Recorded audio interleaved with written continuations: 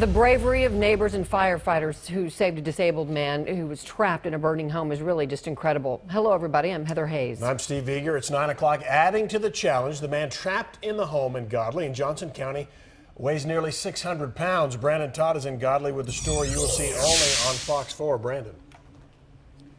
Yeah, Steve and Heather, you can see back behind me, one part of this house is still standing, but everything back there, the entire rest of this house is destroyed. And Julie Shelton says it is all just material things. Her son's life is what was important, and it was that respect for life that drove complete strangers to risk their lives to save her son. Here's the stairs right here.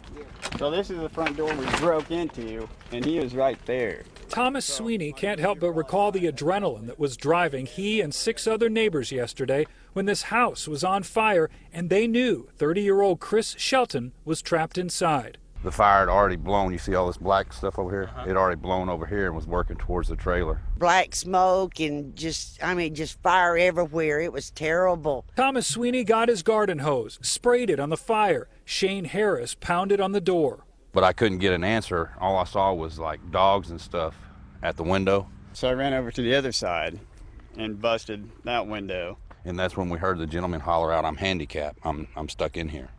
Shelton was their neighbor, but they had never spoken to him. Stenosis of the spine left him disabled and weighing around 575 pounds.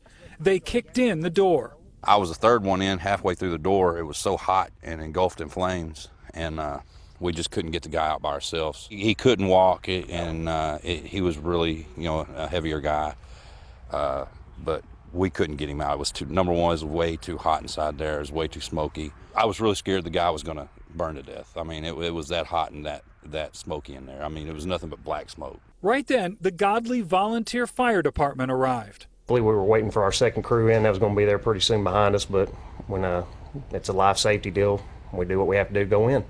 So despite being exhausted, flames spreading quickly, smoke reaching their lungs, 7 neighbors and 2 firefighters pulled Shelton to safety.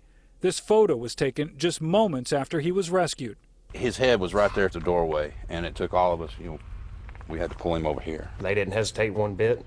They were more than willing to help us out. It's a good thing to knowing there's people out there that are still willing to help out in situations like that. Shelton's mother had nothing but praise for those who pulled her son out with only seconds to spare.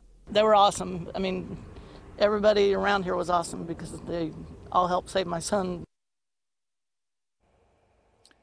Now, Shelton is in fair condition tonight at Parkland Hospital. A Johnson County detective did tell me that a neighbor was burning something in his yard, and that fire spread over here. That detective tells me the neighbor was given 2 citations, one for reckless damage and one for violating the burn ban. Heather? So scary for all those folks, but the heroes rushed in to help that man, Brandon. But I understand there were also a lot of pets in the home as well. Well, there were. I mean, the family's excited about Chris Shelton being saved, but yeah, they did lose a good number of pets. There were 6 dogs altogether inside the house. Only one of them survived. It was a Chihuahua mix named Chili, and I'm told that there were 20 cats in the house, and only one of them survived. That cat is being treated at a veterinarian. Heather. All right, Brandon Todd, appreciate your coverage tonight. Thank you.